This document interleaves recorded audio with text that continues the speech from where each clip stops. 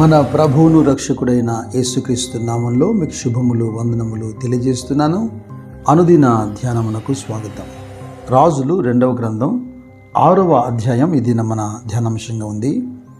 ప్రవక్తల శిష్యులు ఎలీషా యొద్దకు వచ్చి, ఇదిగో నీ యొద్ద మాకున్న స్థలము ఇరుకుగా ఉన్నది, నీ సెలవైతే మేము యోర్దాను నదికి పోయి తల యొక్క మ్రాను అచ్చరుండి తెచ్చుకొని మరి ఒక చోట నివాసము కట్టుకొందమని మనవి చేయగా అతడు వెల్లుడని ప్రత్యుత్తరం ఇచ్చాను.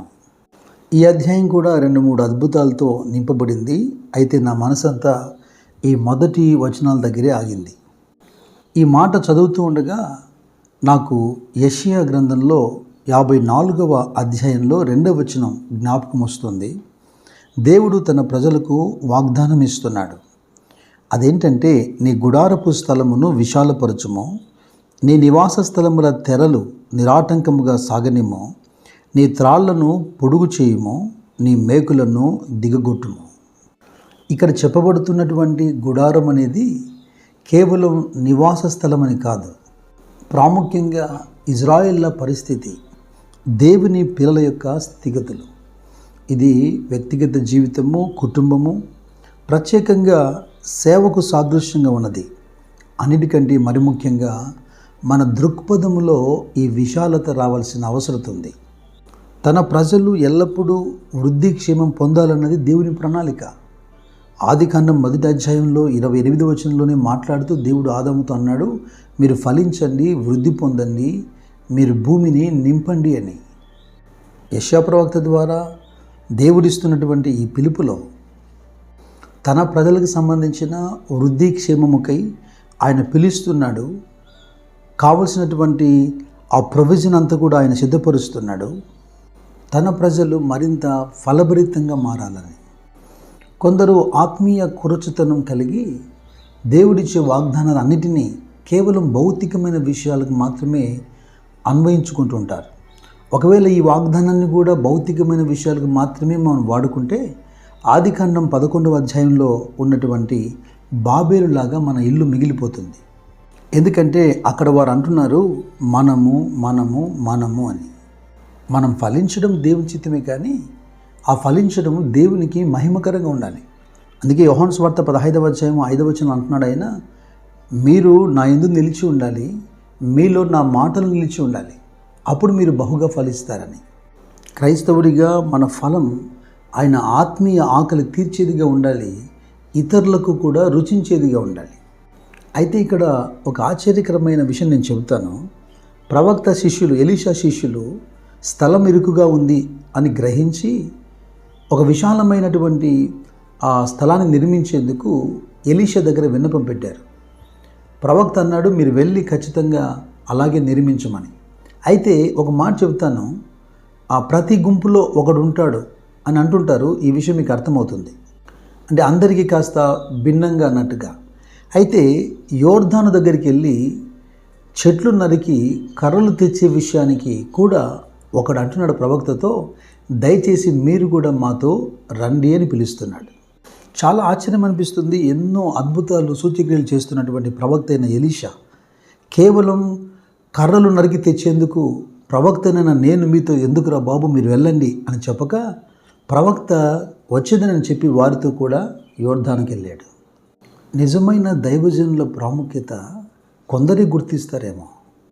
నేను ఎందుకు ఇలా చెబుతున్నానంటే, సారపతుకు వెళ్ళినటువంటి ఏలియాను ఆ విధవరాలు గుర్తుపట్టింది.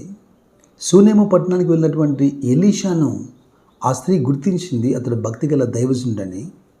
అంతెందుకు, పేతురు బంధించబడినప్పుడు మార్కి ఇంట ప్రార్థన చేస్తున్నారు కదా, ఆ మధ్యరాత్రి పేతురు వెళ్తే ఓ చిన్నది కూడా పేతురు స్వరాన్ని గుర్తుపట్టింది.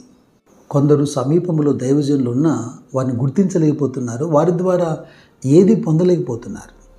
అయితే ఈ రాజు 2వ గ్రంథము 6వ అధ్యాయం ప్రారంభపు వచనాల్లో జరుగుతున్నటువంటి ఈ తంతులో మరొక ప్రాముఖ్యమైన విషయం చెప్పాలి. 5వ వచనం గమనించండి. ఒకడు దూలము నరుకుచున్నప్పుడు గొడ్డలి ఊడి నీటిలో పడిపోగా వాడు, అయ్యో నా ఏలినవాడా, అది ఎరువు తెచ్చిందని మొరపెట్టెను గనుక. తెలుగు బైబిల్లో అయ్యో నా ఏలినవాడా అని మాత్రమే రాయబడింది. ఇంగ్లీష్ బైబిల్ చూసినప్పుడు he cried out and said అలాస్ master, అంటే వాడు గట్టిగా కేకలిస్తున్నట్టుగా ఉంది ఇక్కడ. అతని కేకలకు కారణం ఒకటి గొడ్డలి పోగొట్టుకోవడం, రెండవది అది అద్దెకు తీసుకురావడం, అరువుకు తెచ్చుకోవడం. ఈ దినాల్లో మనం గమనిస్తున్నప్పుడు, నేను ఆ ప్రవక్త శిష్యుని ఏమనట్లేదు, ఈ దినానికి ఆపాదించుకొని మాట్లాడుకుందాం. చాలామంది అద్దె గొడ్డలతోనే పని కొనసాగిస్తున్నారు. ఎందుకు ఈ మాట చెప్పాల్సి వస్తుందంటే, అరువు తెచ్చుకున్న మాటలు, అక్కడ 4 మాటలు, ఇక్కడ 4 మాటలు, అరువు తెచ్చుకొని సేవను కొనసాగించకూడదు. వ్యక్తిగతంగా ప్రయాసపడి ప్రతి ఒక్కరూ సొంత గొడ్డలిని సిద్ధపరచుకోవాలి. మరికొందరి జీవితం ఎలాగుందంటే, గొడ్డలిలో పదునైన భాగం ఊడి పడిపోగా కేవలం చేతిలో ఉన్న కర్ర మాత్రమే మిగిలిపోయింది. కానీ విడ్డూరం ఏంటంటే, అయిన వారు అరవకున్నారు, అయిన వారు అడగడం లేదు. ఈ ప్రవక్తల శిష్యుడు కేకలేసినట్టుగా తన యజమానుని దగ్గర ఆధ్యాత్మికమైన పదునైన భాగాన్ని పోగొట్టుకున్న వారు కేకలేయడం లేదు.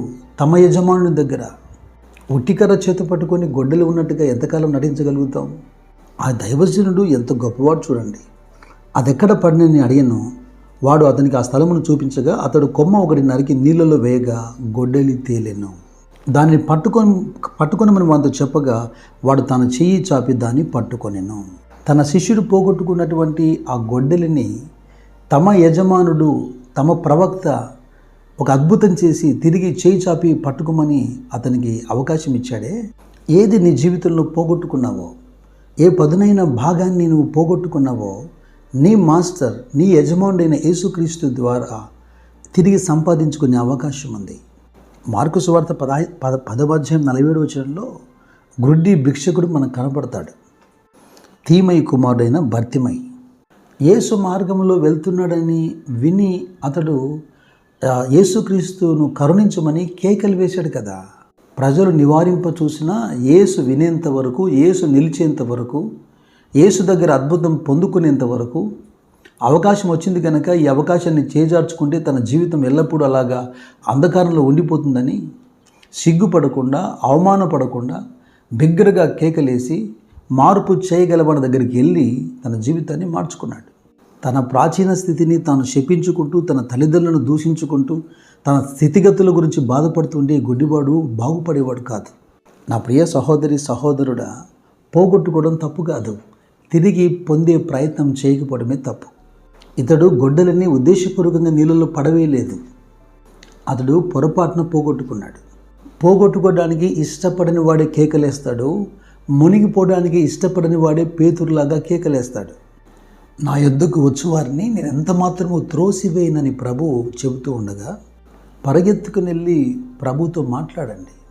కోల్పోయిన భాగాన్ని చేయి చాపి తిరిగి పట్టుకోండి. గత సంవత్సరంలో జరిగినటువంటి భౌతికమైన, ఆధ్యాత్మికమైన నష్టమంతటిని నా దేవుడు మీ జీవితాల్లో పునరుద్ధరణ చేయునుగాక. God bless you. God bless you.